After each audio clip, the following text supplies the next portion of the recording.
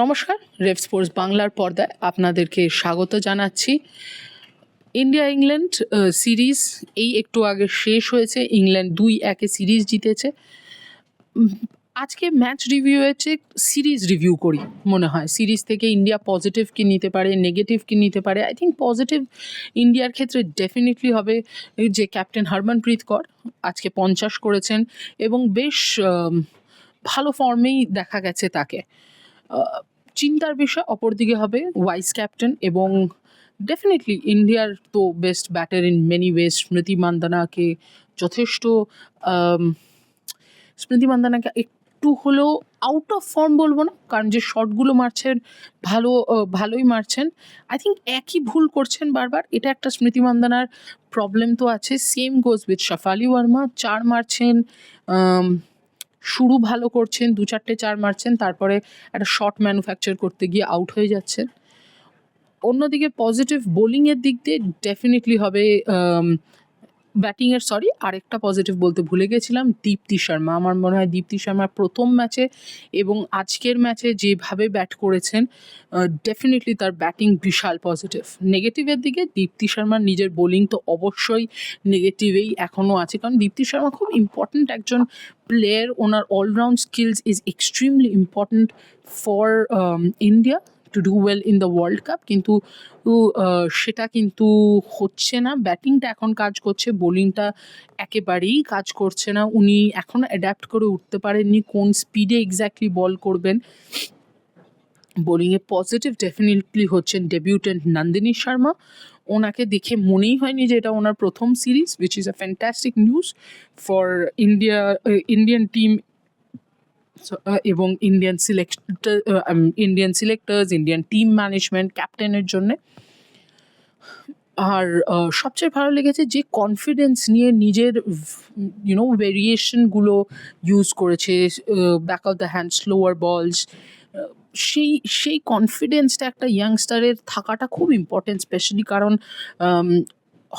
সোজা এসে ইংল্যান্ডের মতো জায়গায় ডেবিউ করা তাদেরই এগেনস্টে is not a easy task, but Nandini has looked very good.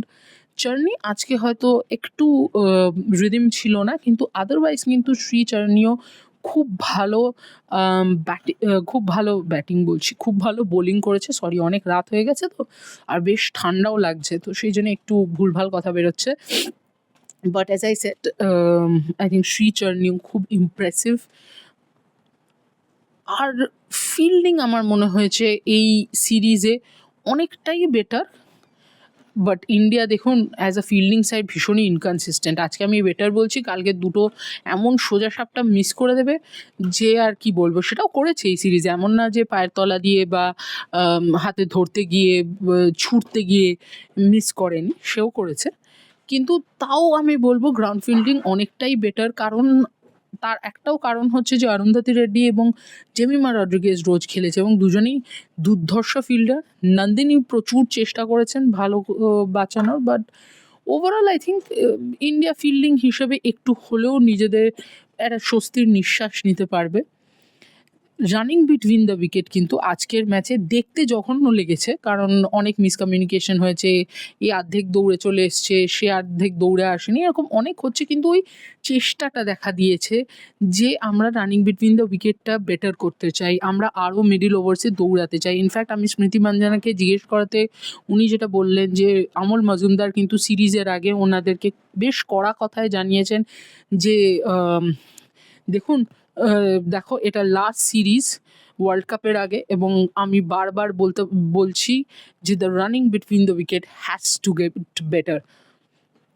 Well, running between the wicket better হয়েছে আমি বলবো না, বাট রানিং বিটুইন দ্য উইকেটের এফার্টটা বেটার হয়েছে। মানে ডিফারেন্সটা কতটা আপনারা বুঝতে পারবেন সেটা আমি সেটা আমি ঠিক শিওর নই, but definitely there was an intent to take more runs, to take singles. হ্যাঁ, ইয়াস্তিকা ভাটিয়া সেই ইন্টেন্টের চক্করেই আউট হয়ে গেছেন, এবং আমি আবারও বলছি অনেক, দীপ্তি শর্মা একবার আউট হতে হতে বেঁচে গেছে ডিরেক্ট হিট হয়নি বলে, রিচা ঘোষ তো আউটই হয়ে যেত, ওটা সোফি একেলস্টাইন কী করলো কেন করলো ভগবানই জানে। এবং আমি কোয়াইট শিওর ওই যে সোফি একেলস্টাইন যে রান আউটটা মিস করেছে সেটা নিয়ে এখন আবার মিম হয়ে বেরোবে যে এ বাবা মেয়েরা ক্রিকেট এরমভাবে খেলে, এসব এরকম আজগুবি জিনিসপত্রও হবে। বাট সেই সোফি একেলস্টাইনই কিন্তু মিড অফ থেকে ডিরেক্ট থ্রো করে রান আউট করেছে ইয়াস্তিকাকে, সেটা লোকে অনেকেই ভুলে যাবে। বাট সেটা বড় ব্যাপার না, বড় ব্যাপার এটা হচ্ছে যে চেষ্টাটা দেখা গেছে, চেষ্টা থেকে কিছু একটা হবে এটা আশা করা যায়। দেখুন, ইন্ডিয়াকে সাপোর্ট করছি সবসময়, ইন্ডিয়ার যাতে ভালো হয় সেটাই আশা করব। এবার going to the next part, India এখন কার্ডিফে যাবে তিন, মানে কালকে 3 তারিখ কালকে, মানে আপনারা তো এটা 3 তারিখেই দেখছেন, সরি 3 তারিখ থেকে 8 এবং 10 দুদিনই কার্ডিফে ওয়ার্ম আপ ম্যাচ আছে, তারপরে ব্যাক টু বার্মিংহাম, কারণ এজবাস্টনে অবভিয়াসলি প্রথম ম্যাচ 14 তারিখ পাকিস্তানের এগেনস্টে।